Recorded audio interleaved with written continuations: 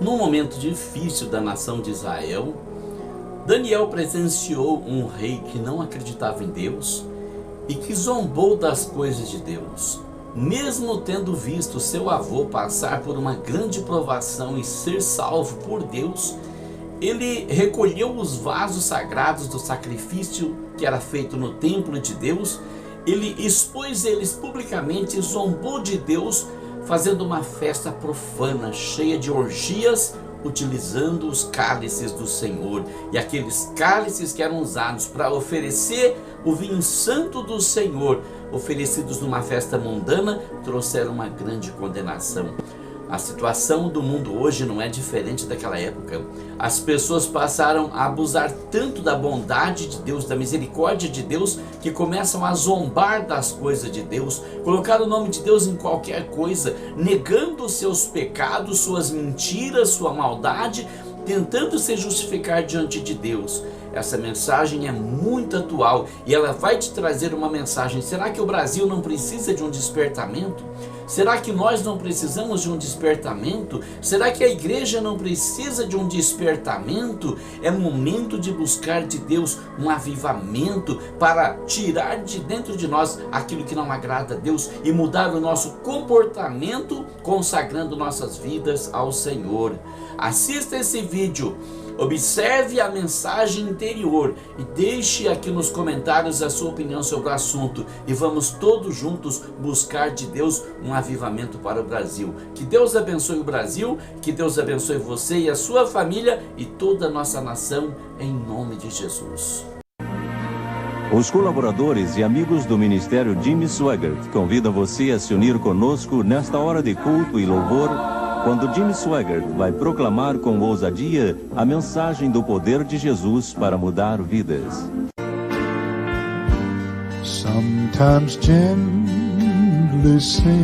Os que trouxeram sua Bíblia, abram comigo no livro de Daniel.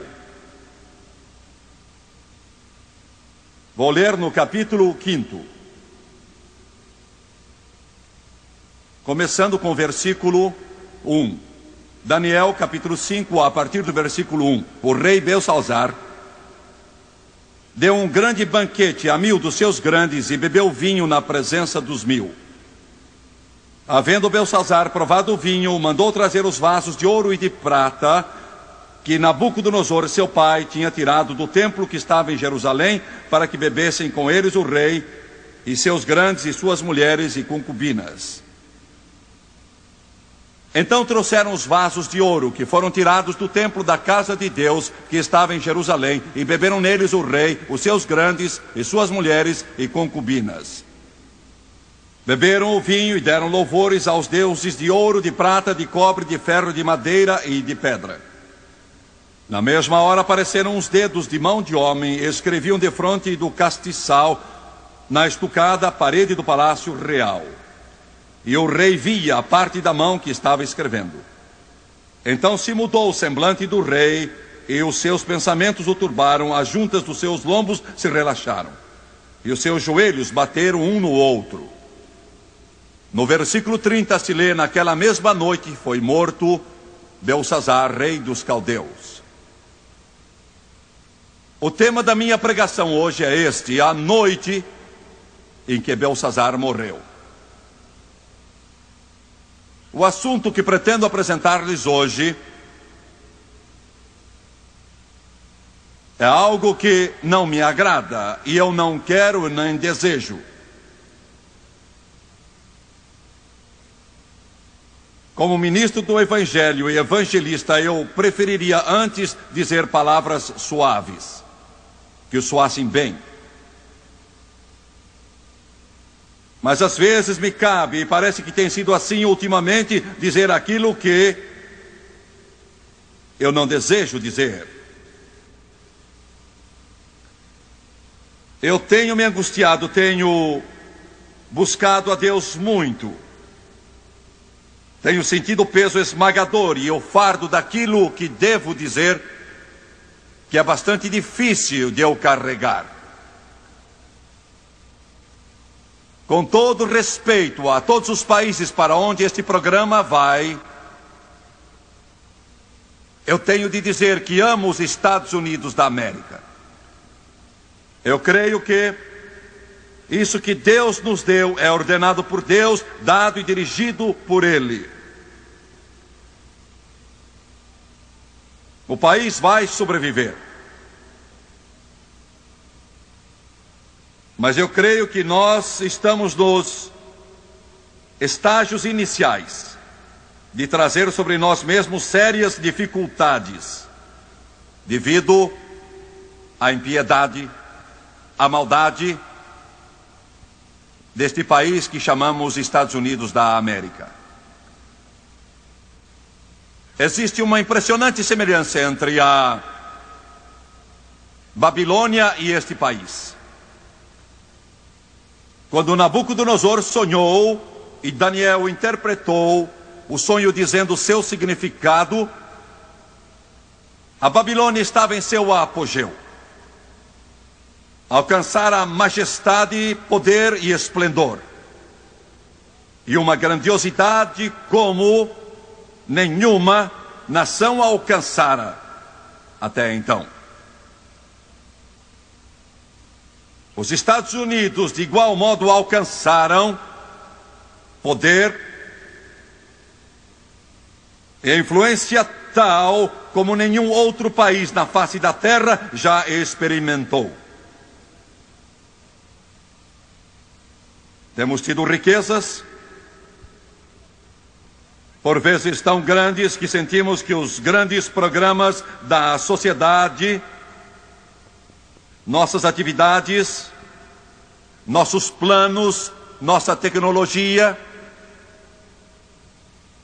nos tem levado ao ponto de pensar que podemos fazer de cada indivíduo um pequeno rei.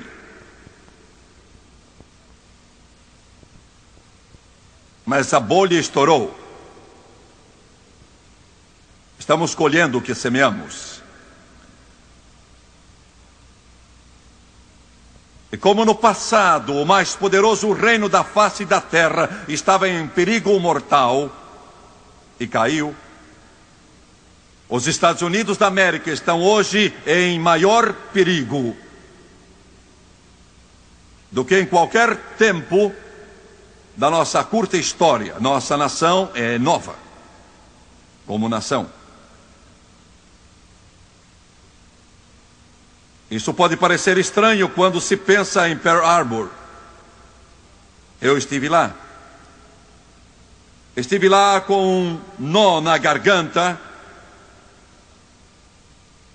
ao lembrar que 1.100 corpos estavam no casco do navio Arizona, bem lá embaixo.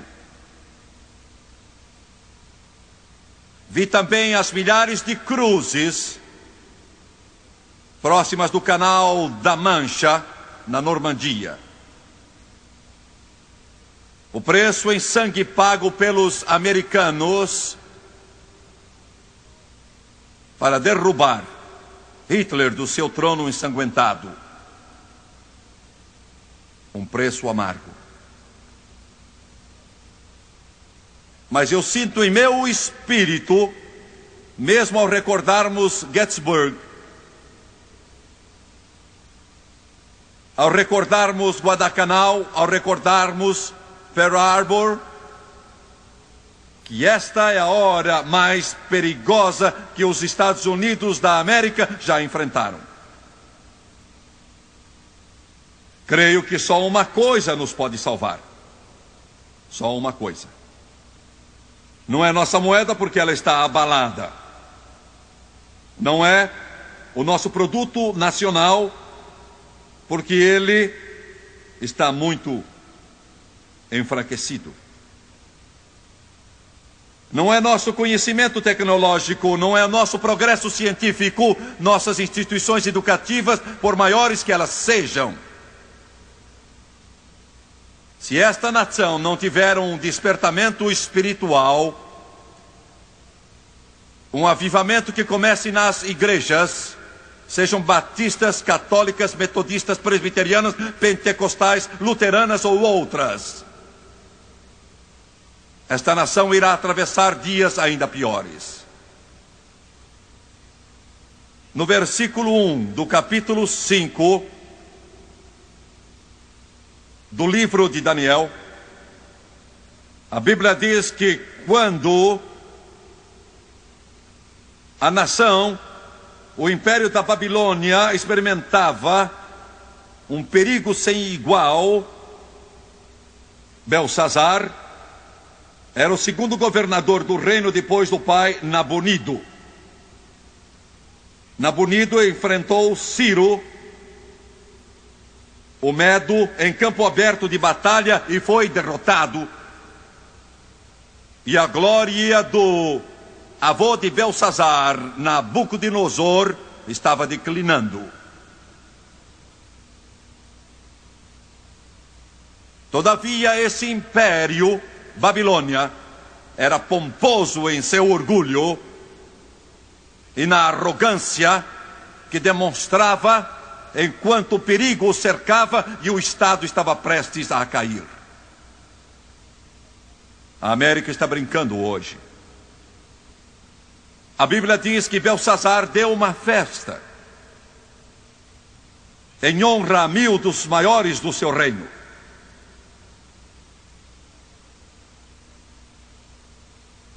Nos Estados Unidos da América, nesta hora, o maior e mais rendoso negócio é o negócio da diversão. É o negócio do lazer. Um negociante, amigo meu, há pouco tempo, tinha ganho muito dinheiro, e então lhe perguntaram como vai investi-lo, e ele disse: vou construir um parque de diversões, porque é o que vai me dar maior rendimento. Eu vou construir, ele disse, o maior clube noturno para esta parte do mundo. Neste momento parece que a loucura dos Estados Unidos é o obsceno, o devasso, os chapéus e as botas do Texas e as tavernas que antes eram consideradas como algo que se tinha vergonha, mas agora é o fino, é o procurado, está nas grandes redes de televisão, é a grande novidade. Coisa estranha. Um dos meus primos começou o rock and roll, ele e Elvis Presley. E um outro começou o louco honky tonk do Texas. Parece que a nossa família faz sempre algo que chama a atenção, desde que me entendo por gente. Eu estava conversando com meu primo que foi dono de um dos maiores clubes de honky tonk do mundo. Ele olhou para mim e riu e disse: eu não entendo porque o povo vem aos milhares. Eles de fato têm surgido em nosso país aos milhares. Ele disse: eu não entendo isso. É sujo, é imundo, não tem nada que revele qualidade, é podre, é um esgoto, mas eles vêm. Por quê?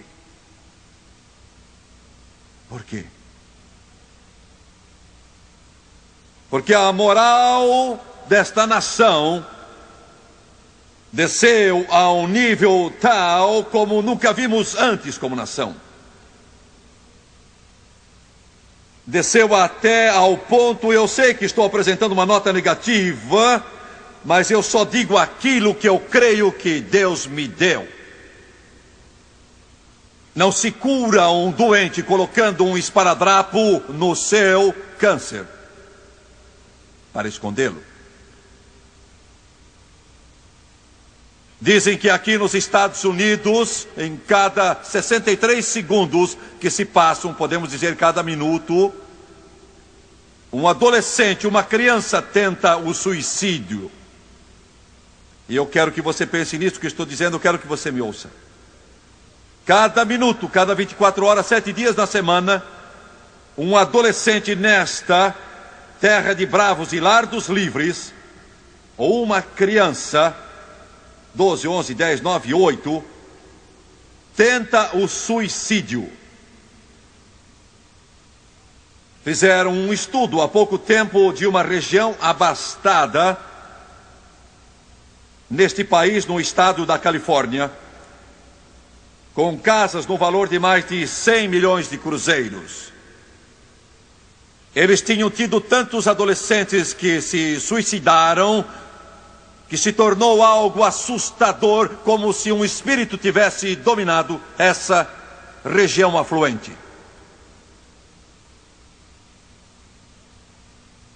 As câmeras focalizavam um bom número de jovens. A pergunta foi feita: por quê? Por que estão fazendo isso?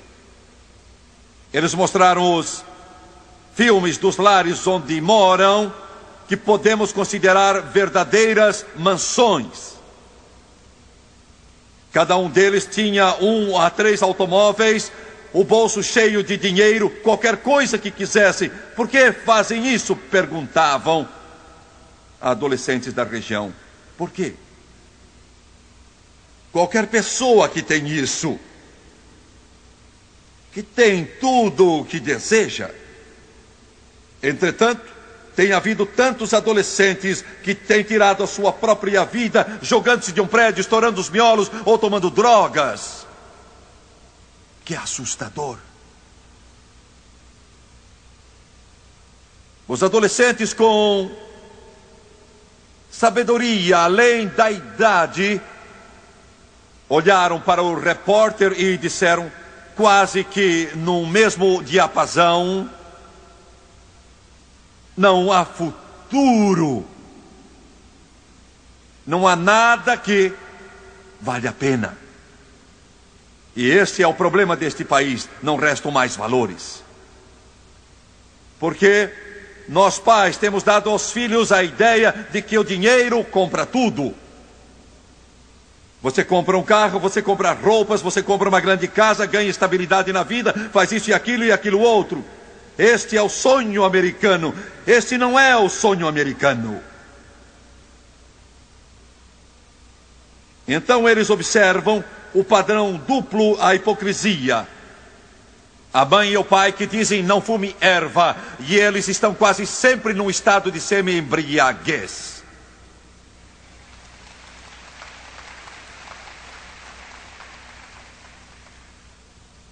Não faço o que eu faço, mas faço o que eu mando. Sem valores. Nada é sagrado. E assim o povo não tem coisa alguma em que se apoiar, e existe somente um fundamento. Ouçam-me, não é o governo, não é o Estado, não é a política, não é a Constituição, não é lei, é a palavra do Deus Todo-Poderoso, que é o único fundamento.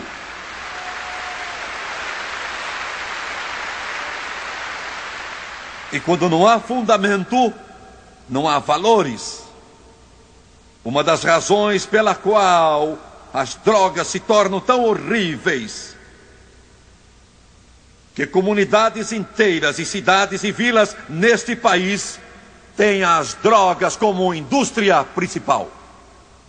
Em algumas cidades da Flórida e da Califórnia,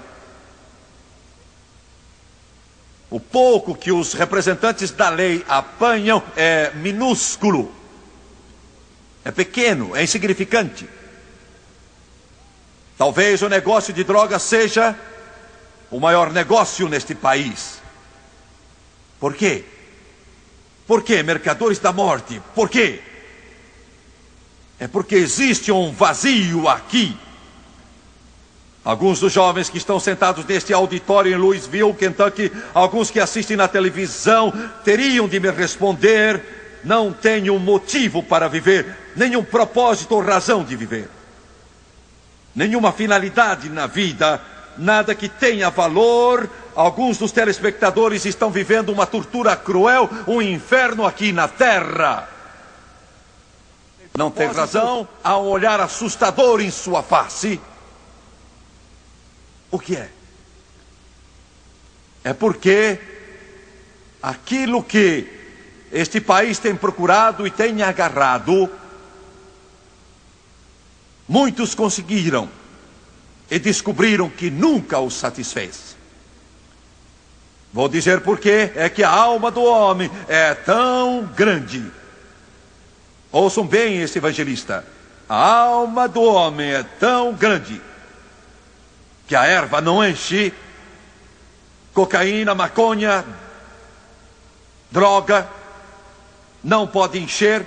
Sexo ilícito não pode encher. Dinheiro não pode encher. Fama, poder, prestígio não pode encher. Só Deus pode encher a alma do homem.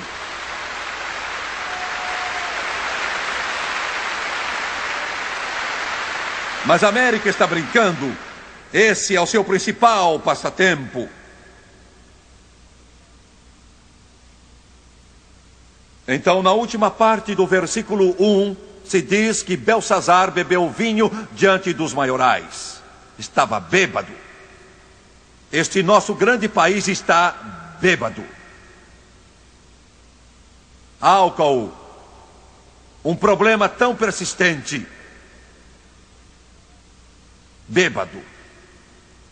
Eu tenho 3 declarações que desejo fazer sobre o álcool. Alguns talvez não as entendam, alguns talvez não as apreciem, alguns talvez não gostem delas. Não faz mal. Não é meu problema. Eu creio no que digo, creio que Deus me deu esta palavra e é só Ele que preciso agradar.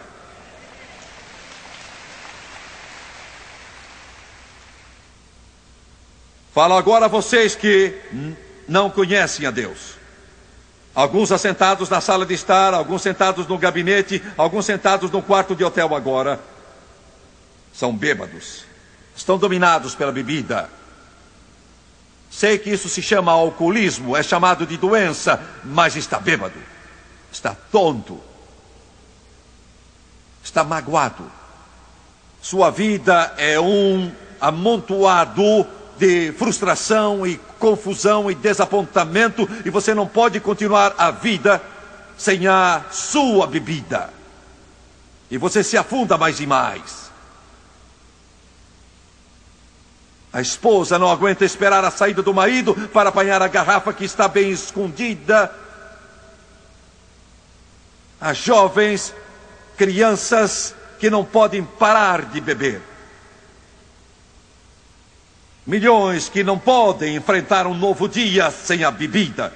1 em cada 10 carros que você encontra nas estradas americanas é dirigido por uma pessoa alcoolizada. Pense um pouco no que digo.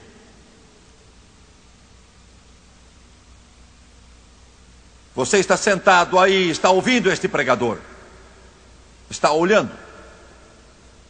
Você se encolhe porque sabe o que eu vou dizer, ou pensa que sabe o que eu vou dizer. Se por acaso você está ouvindo esta mensagem em espanhol, ou talvez em português, ou em japonês, ou em outra língua qualquer, você fica aflito. E lá no mais íntimo do seu coração, você sabe o que eu vou dizer está certo. Você se odeia. Odeia a si mesmo. E eu vou surpreendê-lo. Para vocês que não conhecem a Deus, que não são salvos pelo sangue de Jesus, eu não tenho nenhuma palavra de condenação para vocês. Eu não censuro vocês. Eu não critico vocês. Não falo a você com aspereza, porque eu ouço as palavras do Mestre, quando disse: eu não vim para condenar, mas para salvar. Aleluia.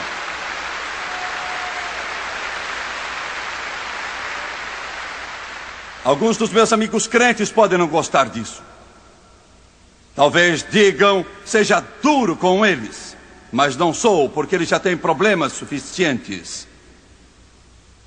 Mas quero lhes dizer isto: quando se cansarem de vomitar, quando se cansarem da hipocrisia, quando se cansarem das mãos trêmulas e de sentir como se o seu interior fosse explodir, eu estou aqui para lhes dizer que há um poder maior do que todos os poderes do inferno e o poder da bebida. Há um Cristo Jesus que morreu na cruz do Calvário para que você seja libertado da escravidão do álcool. Ele pode livrar você.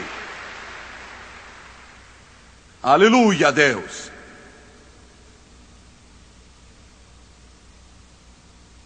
Minha segunda palavra é aos crentes. Eu amo vocês. E porque eu os amo, vou dizer-lhes a verdade. Vocês são tolos. Se pensam que podem envolver-se na bebida social e manter seu testemunho para Jesus Cristo.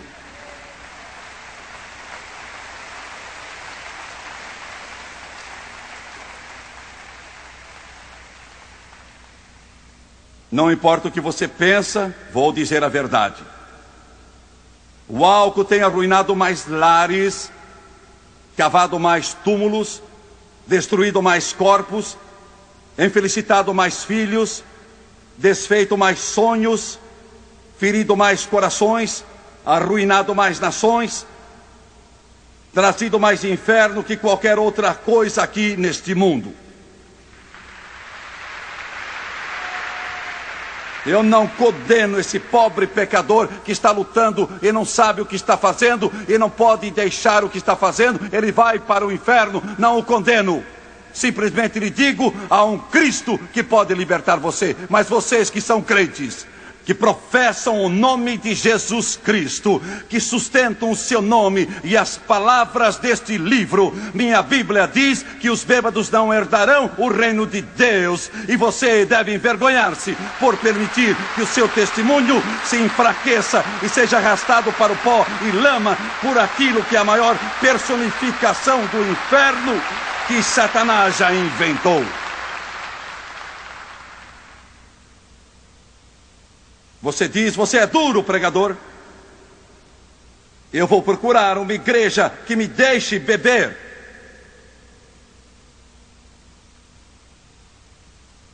Faça isso. E o grupo terá mais um fraco, junto com aqueles que já caíram nesse vício.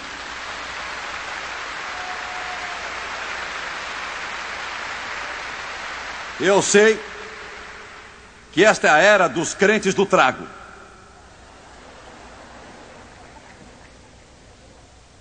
Alguns de vocês aqui, alguns na televisão, e eu estou falando de crentes, vocês gostariam de responder e dizer, eu gosto da minha cervejinha, de vez em quando. Gosto do meu copo de vinho, do meu aperitivo, ou o que quer que seja. Eu gosto, eu não vejo nada de errado nisso. Você está mentindo e sabe disso.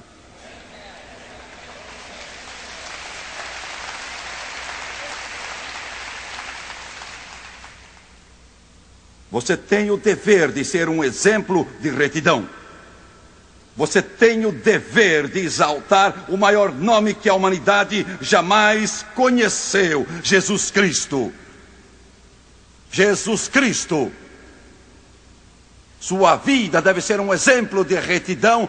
E a minha Bíblia diz que não vos embriagueis com vinho em que há contenda, mas enchei-vos do Espírito Santo. Aleluia, aleluia. Glória a Deus. Minha terceira palavra, o problema que arruinou a Babilônia, está arruinando os Estados Unidos, o álcool, e é dirigido aos pastores. Pastor, não importa em quantos seminários você se formou, nem quantos cursos você tenha feito, sabe? Você se levanta no púlpito e diz ao povo que beber socialmente está certo, ou talvez você não faça isso. Talvez você nunca tenha permitido que essas palavras saíssem da sua boca, caro colega.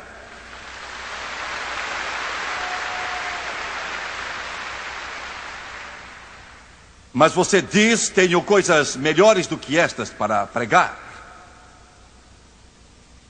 Temos igrejas cheias de gente que não sabe o que é certo e o que é errado.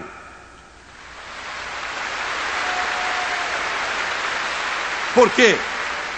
Porque muitos pastores não têm espinha dorsal.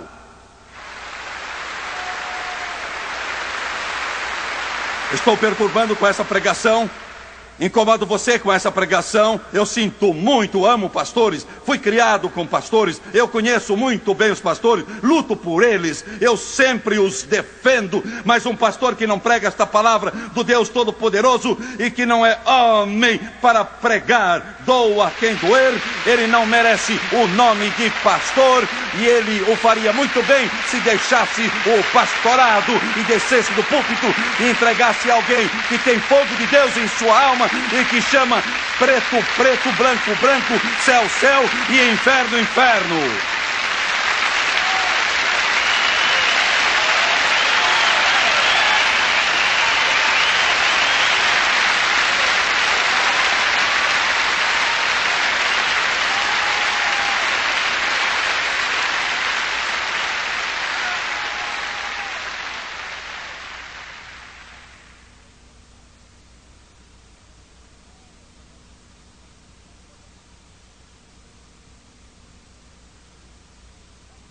Lobos com pele de ovelha, cegos guiando outros cegos, e ambos caem na cova. Tendo aparência de piedade, mas negando o poder de Deus. Ele disse: afastem-se deles, saia do meio deles. E eu lhe digo, América, saia do seu meio, saia do meio dessas igrejas que estão mortas e secas.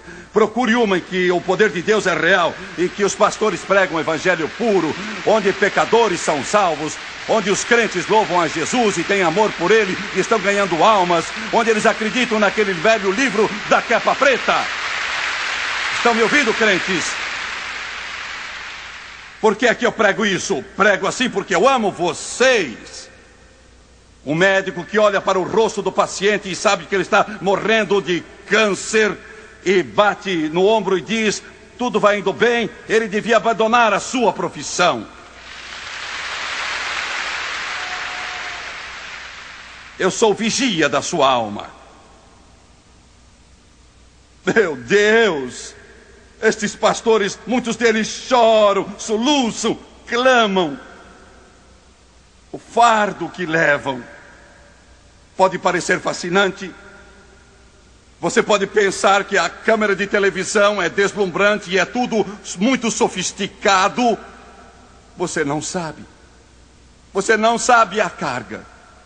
Você não sabe as horas de agonia, não sabe das lágrimas quentes. Você não sabe. As igrejas desses pastores foram construídas com lágrimas.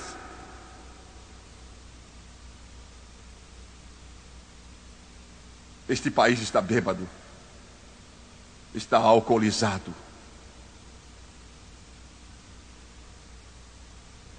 No 2º e 3º versículos,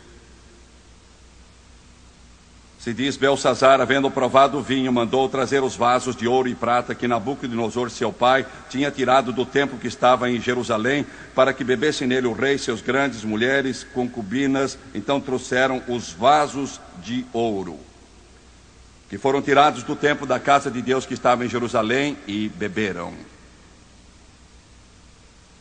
Com eles o rei, os grandes mulheres e concubinas. Apanharam os vasos sagrados que estavam no Santo dos Santos em Jerusalém.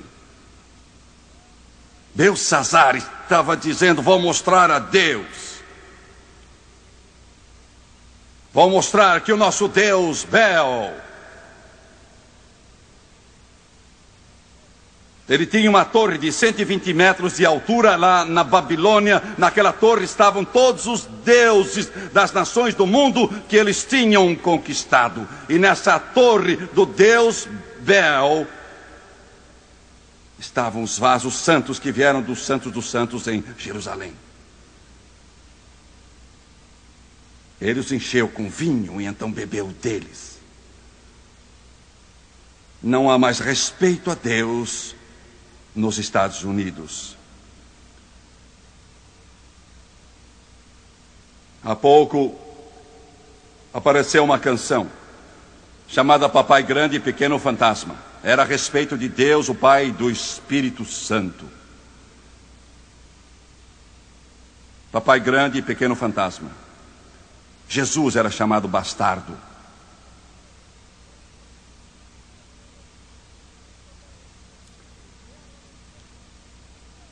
Eu observo programas recreativos de todo o país, programas musicais, com jovens em seus trajes sumários, gingando o corpo enquanto a música toca. E estão cantando música cristã. Blasfêmia.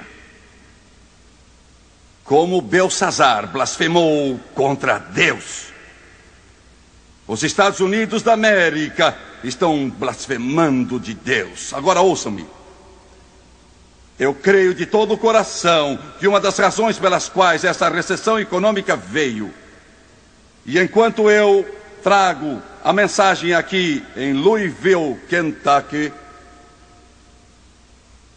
o índice de desemprego chega a 9% e alguns economistas dizem que vai além de 10%. O mais alto desde a depressão dos anos 30. A causa pode ser irresponsabilidade econômica, podem ser erros da política do passado, e isso bem pode ser uma das razões. Mas eu creio de todo o meu coração que esse pequeno problema que enfrentamos, que é grande para muitos, é porque esta nação que conhece as bênçãos de Deus como nenhuma outra, e Deus é nossa esperança, tem blasfemado o nome de Deus. A não ser que tenhamos um despertamento, isso vai ficar pior.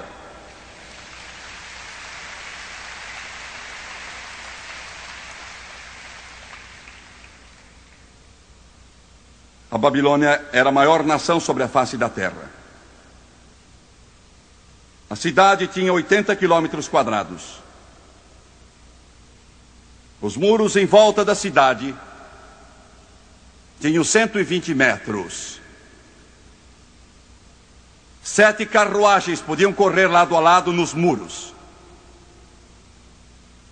O palácio, onde estava a sede do governo, era considerado como o maior edifício sobre a...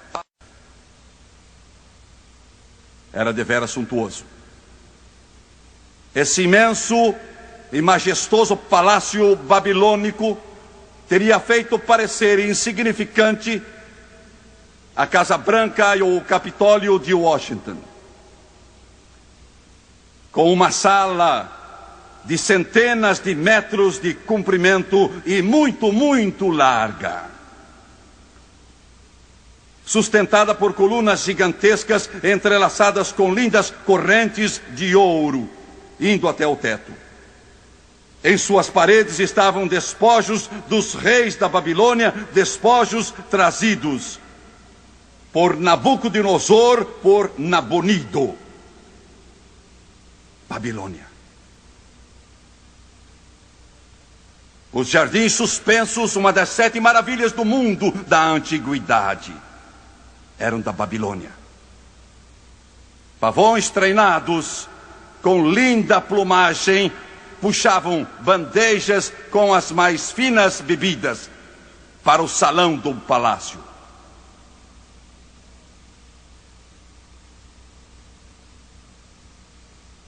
Naquela noite, os exércitos dos medos e persas, que tinham derrotado Nabonido, chegaram às portas da Babilônia. Belsazar estava bêbado. Ele desdenhou do mundo, tinha mantimento suficiente para 5 anos. Ninguém poderia derrotá-lo.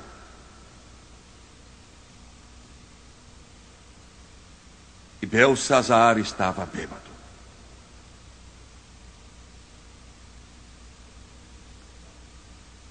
Enquanto o vinho corria e os vasos sagrados eram erguidos em honra ao deus Bel, e eles adoravam os deuses de ouro, de prata, madeira e pedra. Na parede,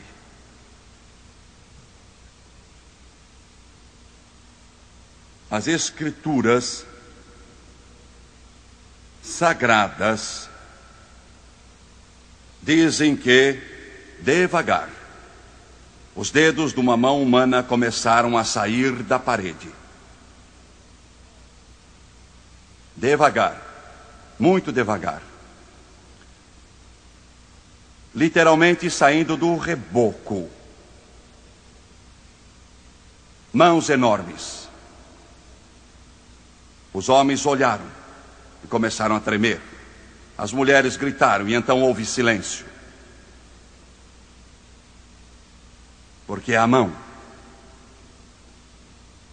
que tinha escrito os 10 mandamentos nas tábuas de pedra de Moisés escreveu na parede nessa noite: Mene, Mene, Tekel, Ufarsim. Contou Deus o teu reino e o acabou. Foi dividido. Tu foste pesado na balança e achado em falta. A Bíblia diz que nessa noite Belsazar, o rei dos caldeus, morreu. Seus joelhos, antes dele morrer, bateram um no outro.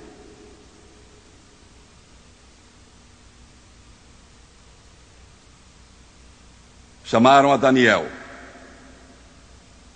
para ler a escrita na parede. Eu receio que a escrita esteja na parede dos Estados Unidos da América. Eu receio. Naquela noite, os medos e os persas desviaram o curso do rio em outro sentido. E vieram e entraram pelos portões abertos. E tomaram a cidade. 2 homens apunhalaram Belsazar e ele morreu.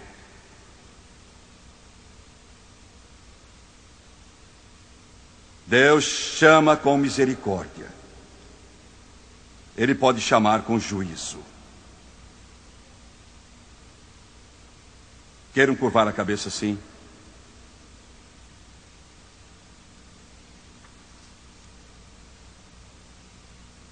Pai Celestial, eu oro pelo nosso país, oro pelos nossos líderes, oro pelo nosso povo. Oh Deus,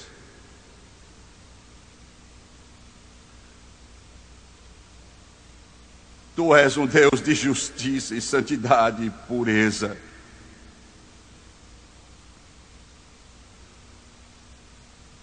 Oh Deus, de misericórdia e graça, ajuda-nos, ajuda-nos. Ajuda-nos em nossa fraqueza, em nosso pecado, em nossa miséria, ajuda-nos.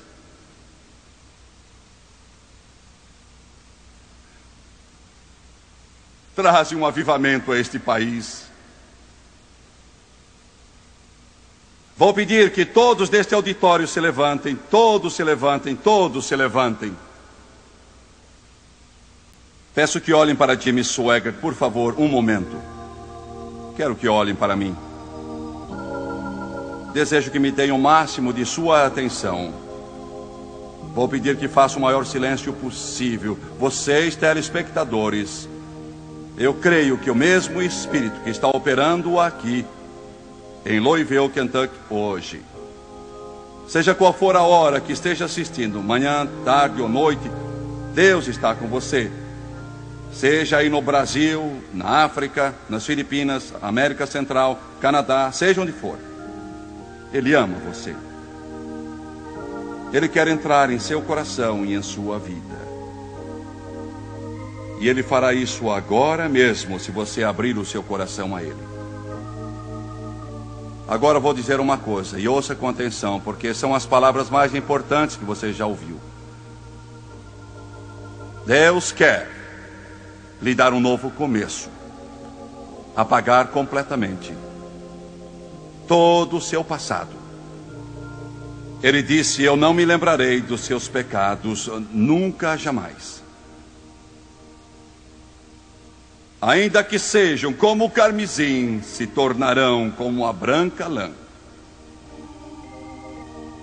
Eu os lavarei com meu precioso sangue. Agora que você veio a Jesus, este é o único lugar que vale a pena procurar.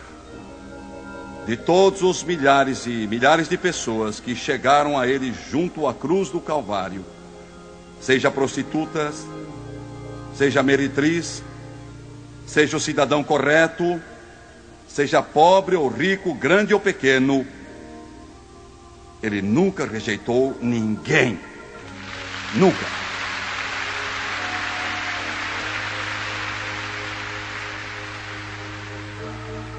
E Jesus nunca rejeitou ninguém.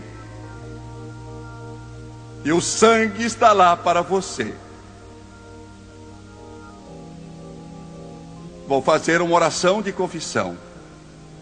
Vou fazê-la exatamente como o Espírito Santo me disse que faça. Porque ser salvo é diferente de qualquer outra coisa. Você realmente não faz muito, somente confia no que Ele fez. E crê nele como Senhor e Salvador pessoal. Quero que você repita esta oração comigo e quero que você creia nela em seu coração, cada palavra. Você, telespectador, ore aí mesmo, na sua sala de visita, no quarto, sala de estar, no hotel, ore comigo. Ele está aí e entrará em sua vida também. Estou falando de um amigo mais chegado que um irmão. Estou falando de alguém que irá fazer você um marido novo, uma esposa nova, um filho novo, uma filha nova.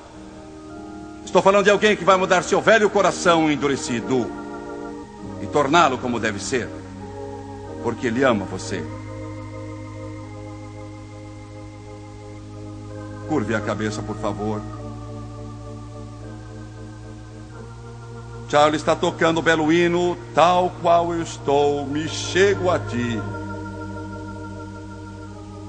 E eu sinto a presença de Deus.